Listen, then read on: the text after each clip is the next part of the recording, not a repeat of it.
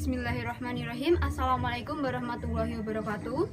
Puji syukur kehadirat Allah Subhanahu wa Ta'ala yang telah melimpahkan rahmat nikmat kepada kita, dan semoga kita selalu diberi kesehatan dari Allah dan terjauhkan dari virus-virus dan mara bahaya yang ada saat ini.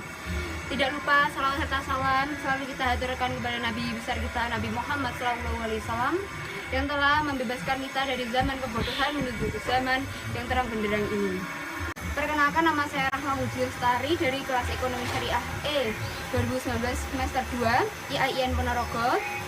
Di sini saya akan mempresentasikan tentang bab urutan surat dan ayat Al-Qur'an. Sebelumnya saya aturkan terima kasih kepada dosen pengampu mata kuliah studi Al-Qur'an Bapak Kuswoyo MPDI dan teman-teman yang telah menyaksikan video presentasi ini.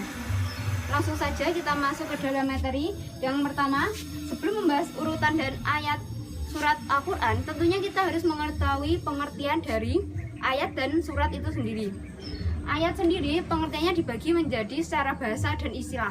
Secara bahasa, ayat itu berarti mukjizat, alamat, atau bisa juga ibrah pelajaran, bukti, dan juga dalil. Selain itu, pengertian dari ayat itu sendiri ada juga secara bahasa, yaitu adalah kalam Allah yang ada di dalam suatu surah di Al-Quran. Selanjutnya kita akan membahas mengenai jumlah ayat. Dalam mengenai jumlah ayat ini terjadi beberapa pendapat dan perselisihan. Menurut Ibnu Abbas itu ada sebanyak 6.616 ayat. Namun menurut kalangan Mansur itu ada 6.666. Ini adalah banyaknya ayat yang paling terkenal di antara umat muslim dan paling mudah diingat. Namun menurut beberapa kesepakatan ulama, itu angka yang disepakati adalah angka 6.000 di depannya. Jangan angka selanjutnya itu menjadi perselisihan di beberapa ulama. Selanjutnya ada juga urutan ayat. Ada beberapa macam urutan. Nah, urutan ayat dari Al-Quran ini menggunakan bersifat tauqifi atau berdasarkan ketentuan Rasul, dan didukung juga oleh pendapat beberapa ulama setuju dengan pendapat ini. Contohnya ulamanya itu Imam Zarkasih, Ahmad bin Ibrahim bin Subair al-Andalusi, dan sebagainya. Selanjutnya, setelah membahas penjelasan dari ayat, kita akan menjelaskan tentang surat. Apa pengertian dari surat itu sendiri? Surat sendiri berasal dari bahasa Arab manzilah atau kedudukan tinggi. Dan menurut istilah, surah sendiri itu berarti sejumlah beberapa ayat Al-Quran yang memiliki awalan dan akhiran. Jadi dari beberapa definisi surat tadi dapat ditentukan bahwa dalam satu surat itu berisi sejumlah ayat. Jadi tidak bisa kalau dalam satu surat itu hanya ada satu ayat, harus ada beberapa ayat minimal. Seperti surat At-Takasur itu ada 3 ayat. Dari surat itu sendiri harus memiliki awalan dan akhiran. Sebanyak mungkin jumlahnya, sebanyak mungkin ayat tidak memiliki awalan dan akhiran itu tidak bisa disebut menjadi surat. Selanjutnya penamaan dari surat. Penamaan dari surat ini sebenarnya tidak ada kepastian dalam penamaan 114 surat dalam Al-Quran itu. Tujuannya hanya untuk mempertunjukkan nama-nama dari isi surat tersebut. Selanjutnya kita urutan surat. Urutan surat ini ada berbagai pendapat. Di sini saya akan menyebutkan 3 pendapat. Yang pertama adalah pendapat bahwa urutan dari Al-Quran itu tauqifi atau langsung dari Nabi atau Rasul kita. Yang kedua adalah dari ijtihad para sahabat. Para sahabat ini memiliki beberapa pendapat mengenai urutan-urutan surat, yaitu yang pertama seperti dari Mushaf Ali, itu urutannya menurut tertib nuzul. Kemudian ada juga dari Mushaf Ibnu Mas'ud, itu menyebutkan bahwa ayat itu mulai dari Al-Baqarah, An-Nisa, kemudian Al-Imran, dan seterusnya. Dan masih banyak dari mushaf-mushaf urutan lainnya. Dan kemudian yang pendapat ketiga, sebagian surat itu bersifat tauqifi. Ini berasal dari ijtihad para sahabat karena ada dalil yang menunjukkan tertib-tertib urutan tersebut.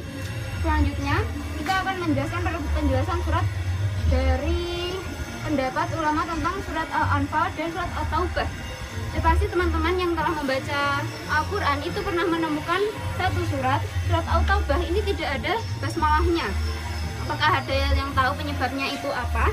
Di sini saya akan menjelaskan beberapa penyebab kenapa At-Taubah itu tidak ada basmalahnya. Yang pertama itu dari kebiasaan orang Arab. Kebiasaan orang Arab ini yang dimaksud adalah kebiasaan orang Arab tidak menulis basmalah dalam surat yang berisi pembatalan dan perjanjian. Dalam surat At-Taubah ini menjelaskan pembatalan perjanjian oleh kaum musyrikin. Jadi menurut orang Arab tidak perlu diberi basmalah. Pendapat kedua itu ada bahwa dari perkataan Utsman pernah berkata bahwa surat Al-Anfal ini turun terlebih dahulu sebelum surat At-Taubah. Jadi tapi isinya itu hampir mirip dan sama. Jadi pada awalnya surat Al-Anfal ini bergabung dengan surat At-Taubah. Kemudian pada beberapa periode selanjutnya surat Al-Anfal dan At-Taubah itu dipisah. Namun setelah dipisah, surat At-Taubah tetap tidak diberi basmalah. Yang ketiga ini ada riwayat dari Ibnu Abi Syaibah dan Ibnu Mardawai yang pernah bertanya kepada Ali, kenapa basmalah tidak ditulis dalam surat At-Taubah ini? Jawabannya karena Ali menjawab bahwa basmalah itu sendiri mengandung arti rasa aman, sedangkan pada saatnya turun At-Taubah ini terjadi perperangan di sana, jadi tidak menunjukkan rasa aman. Kemudian dari kejadian adanya perang tersebut, surat At-Taubah itu tidak diberi basmalah. Sekian dari presentasi saya, mungkin banyak kurang, ya mohon maaf. Assalamualaikum warahmatullahi wabarakatuh. Jadi dari beberapa pengertian tadi dapat diketahui bahwa surat itu memiliki beberapa syarat, yaitu memiliki awalan dan akhiran. Walaupun sebanyak mungkin salah lagi kau tadi paus.